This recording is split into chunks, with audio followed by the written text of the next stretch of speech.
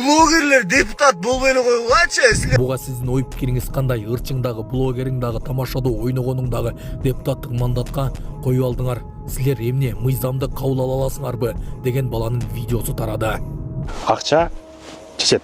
Только акча чечет. 99% азыркы шайлоодо дагы акча чечет. Блогер Эртай Исаков азыркы учурда депутаттыкка акчасы бар адам гана өтө алат деген ой пикирин калтырды. Ошто кайрадан өрт чыкты. Бир имарат толугу менен өрттөнүп кетти. Ушулар жамашы жаңылыктар түрмөгү видеонун астына ойдо караган бармакчаны албетте басып коюңуз. Ошондо гана силер Кыргызстанда жана башка өлкөлөрдө болуп жаткан акыркы жаңылыктардан кабардар болуп турасыздар. 2025 жылы 23 ноябрь Ош шаарына караштуу Достук Кызыл Кыштак айылында ушундай өрт кырсыгы катталды. Номер 2 өрткө каршы куткаруу бөлүгүнөн бир линия тартылып, азыркы учурда иштеп жатат. Элим, кыргыз элин депутат бир маякта көчөдө жүрөт, монтип саламдашып, кучакташып, сүрөткө түшүп, тименече. Инстаграмдан подписка жерип аткандан кийин анан базар, жексан, депутат, блогерлер депутат болбой эле койгулачы силер. Мындай блог устаныңарды алып барасыңар. Бул Инстаграм оштук браттар айткандай бул энеңдин оюну эмес да, бул деген мамлекеттик, булар законго кабыл алат да. Түшүнүп атасыңар, булар законго кабыл албайт. Блогсуңбу, блогуңа алып бар 100 000 киши бетиң таанса эле депутат болом деп бересиңерби?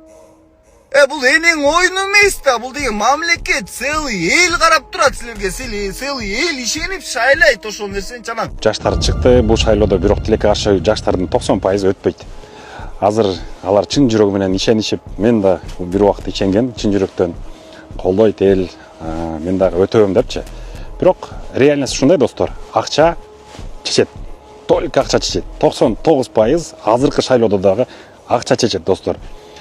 Мындай өз күчү менен, чын жүрөк менен өтүп кеткен жаштар достор 1% болушу мүмкүн. Бирок калганын баары тилекке каршы өтөт. Ошон үчүн азыркы жаштар өтпөй калсаңыздар, таң калбаңыздар, менин сөздөрүмдү угуп коюңуздар, өкүнбөңүздөр. Эми реальность ушундай. Биздин элибиз азыркы учурда таза шайлоого даяр эмес. Таза шайлоо эмес, шайлоого барбайт. 33% өткөн шайлоодо барган. Бир мандаттууларда болсо 15% барган. Калган 85% эл каякта? Кайдыгер достор. Ошон үчүн азыркы убакытта жаштардын көпчүлүгү өтпөйт. Бул факт болот. 30 ноябрда ошол сөзүм далилденет да достор. Ошон үчүн кандидаттар, урматтуу жаштар, кайгырбаңыздар. Ушу менен жашоо токтоп калбайт. Сонун жаңылык. Сиз билген жана ишенген Умбем клиникасы эми сизге дагы да болсо жакыныраак болду. Анткени бизде жаңы филиал ачылды. Андыктан келип, өзүңүздүн жана жакындарыңыздын ден соолугуна кам көрүшүңүздү сунуштайбыз. Биздин жогорку даражадагы дарыгерлер төмөндөгү адистиктер боюнча кабыл алат. Стоматология, гинекология, терапия, лор, хирургия, педиатрия, урология, УЗИ жана башка адистиктер. Лабораториялык анализдин 5000ден ашуун түрү алынат. Жогорку даражадагы стерилизациялоо. Биздин дарек ВДНХ метросу, Кондратюка көчөсү 2. Телефон номерибиз 8925 103 22 55. Кабыл алууга алдын ала жазылып келүүңүздөрдү суранабыз. Умбем клиникасы. Сиздин ден соолугуңуз, биздин камкордук.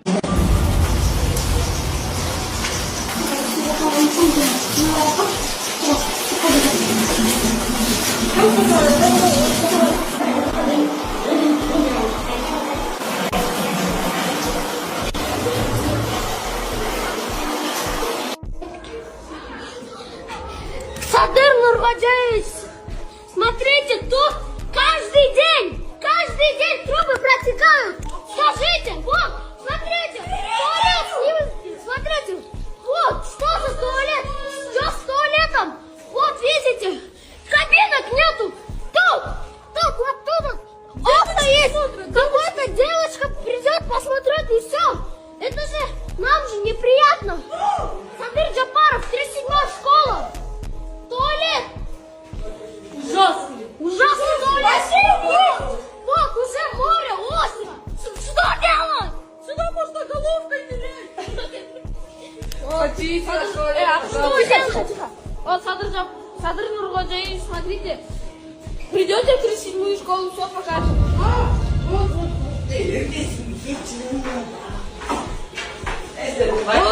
здесь не работает. Биз мындан 3,5 жыл мурун жол кырсыгына кабылып, балам ушинтип баса албай калган. Башынан 3 жолу операция болуп, азыркы учурда аппарат менен жашап жатат. Жашы 4 жашта азыр. Ассаламу алейкум, урматтуу кыргыз элим. Мен улум Мухаммадты Турцияга операцияга алып барыш керек болгондуктан сиздерден кайрылып, жардам сурап кайрылып жатамын. Бизде акча каражатыбыз жок болгондуктан сиздерден жардам сурап кайрылдык. Биз мындан 3,5 жыл мурун жол кырсыгынан улам. Балам башынан катуу удар алып калган. Азыркы учурда баса албайт. Ушу баламдын басып кетүүсүн каалайм, мен дагы көптүн катарында ойноп күлүүсүн каалайм. Кайрымдуу кыргыз элим, жардамыңыздарды аябаңыздар. Ушу балам эл катары басып кетсин. Баланын бир жери ооруса, эненин жүрөгү ооруйт дейт. Сиздерден суранарым, кайдыгер карабаңыздар, 5 сом 10 сом болсо да жардам берип кетиңиздер.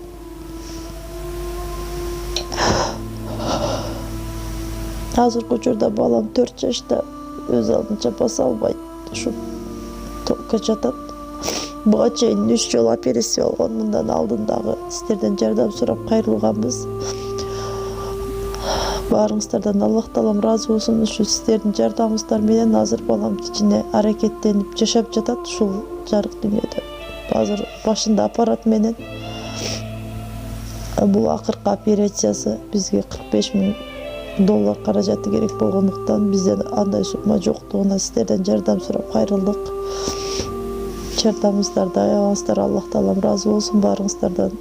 Ушу баламдын басып кетүүсүнө себепкер болуңуздар. Бардык карта реквизиттер өзүмө караштуу. Эмбанк кымбат деп чыгат. Аяк 3197. Ошол эле номерде оденги Эдин салам дегендерде. Россия өлкөсүнөн котором дегендерге Сбербанк бар. 7807 Кундузай деп чыгат. Өзүмө таандык ал дагы өзүмдүн сиңдилерим. Баарыңыздардан Аллах таалам ыраазы болсун, жардамыңыздарга чоң рахмат. Сакталган. Силер тур эмес кылтасыңар жигиттер. Эртең жооп берип каласыңар. Силер азыр сен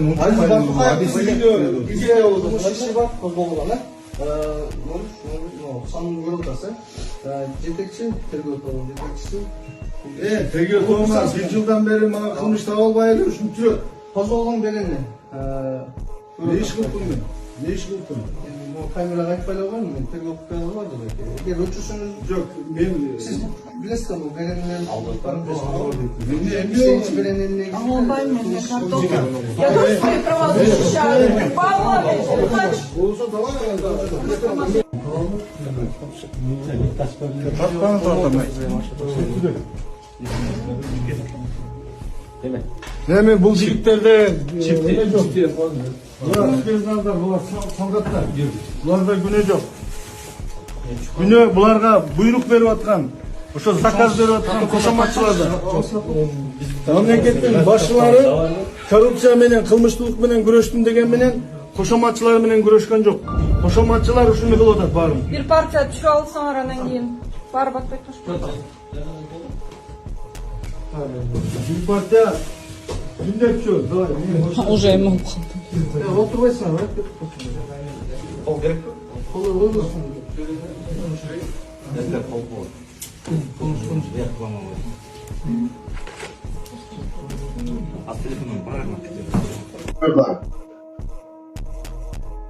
Aytok koyma geldikte. Önü açın mı diyorsun?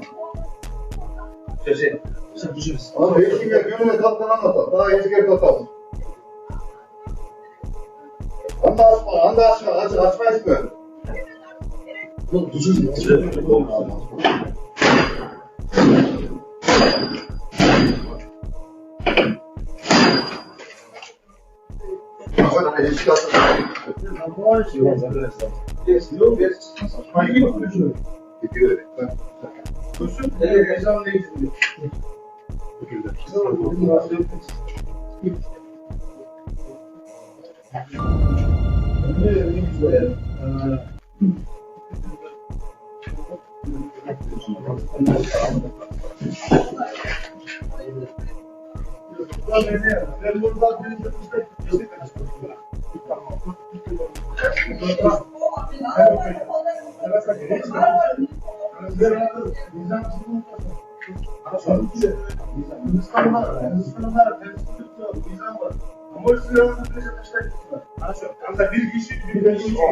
Telefonun var, bütün kapanlarla telefonla gözüküyorlar, halkı kullanır. Eski bir bekleyen. Ya size tanıştınız mı? Ne olabilir? Benim ayağıma ateş ediyor.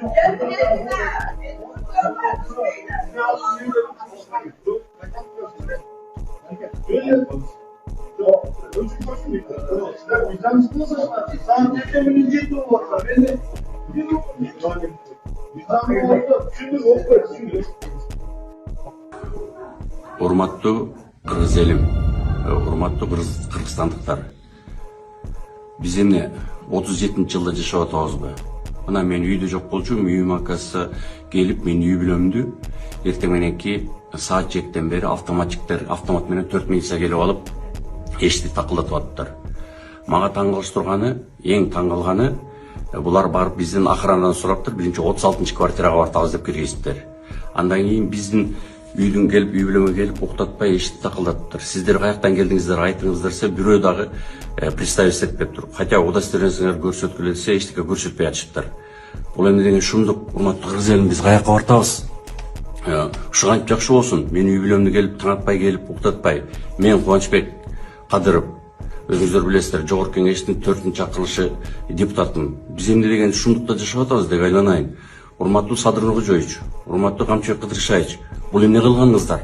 Булар сиздер менен макулдашып келип, менин үйүмө келип такылдатып атабы? Эгер мени издей турган болсо, мен качпай эле Бишкектемин. Мага повестка берилет, телефонума чалса мен өзүм эле келет болчумун. Бул эмне деген шумдук? Мен үй бүлөмдү уктатпай, таң атпайдан бери кууратып атышат. Бул эмне деген шумдукта жашап атабыз биз деп айланайын.